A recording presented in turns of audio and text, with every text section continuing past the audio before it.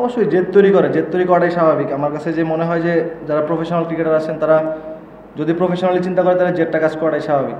So ওটাই overcome করার চেষ্টা করতেছি এবং যখনই সুযোগ আসবে চেষ্টা করব অবশ্যই ভালো করার, অপরচুনিটিগুলো যেন মিস না হয়। একটু ডিফিকাল্ট যে প্রথমের দিকের থেকে হারা শুরু করলে একটা মোমেন্টাম না পাওয়া পর্যন্ত, না জেতা পর্যন্ত আসলে একটু ডিফিকাল্ট হয়। তবে সবাই চেষ্টা করতেছে, ম্যানেজমেন্ট থেকে শুরু করে প্রত্যেকটা ডিপার্টমেন্টেই সবাই প্র্যাকটিসেও চেষ্টা করতেছে জেতার জন্যে। বাট হয়তো বা একটা মোমেন্টাম এখনও আসতেছে না, সেটা আসলে হয়তো বা একটা ম্যাচ জিততে পারলে আমাদের জন্য সেই মোমেন্টামটা আমরা ব্যাক করতে পারবো।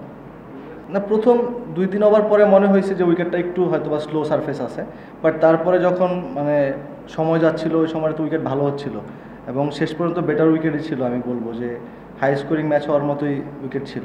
সো মানে আনফর্চুনেটলি কলাপস করছে ব্যাটসম্যান উপর থেকে, সো এখান থেকে ডিফিকাল্ট হয়ে গেছে রানটা বড় করার।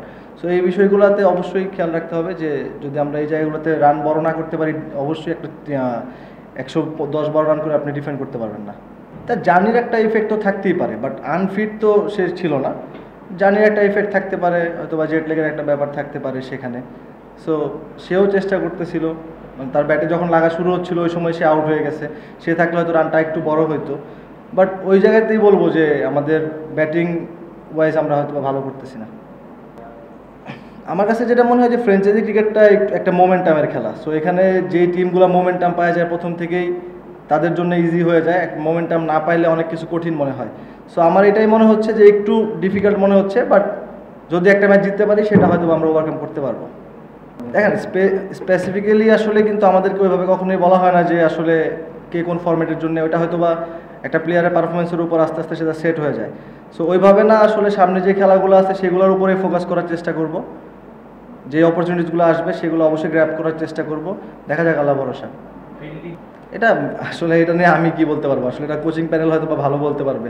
সো এটা একটা পার্ট যে ক্যাচ মিস হইতে পারে, বাট এইগুলো মিনিমাইজ করতে পারলে আমার কাছে মনে হয় যে যদি আমরা এই বিষয়গুলো মিনিমাইজ করতে পারি তাহলে ম্যাচ জেতার জন্য আরও বেশি আপনার চান্সেস বেশি থাকবে। এবং যদি মিস্টেকের পর মিস্টেক হয়, এটা আগেই প্রথমেই বললাম যে মোমেন্টাম না পেলে অনেক কিছু মিস্টেক হতে থাকে। সো একটা মোমেন্টাম পেলে আমার কাছে মনে হয় সব কিছু আরেকটু গোছানো হবে। আমার কাছে মনে হয় যে দল হিসাবে পারফরমেন্স করতে পারতেছে না। মানে প্রথম এর আগে যে 3টা ম্যাচ আমরা দেখছি, আসলে আমিও টিভিতেই দেখছি।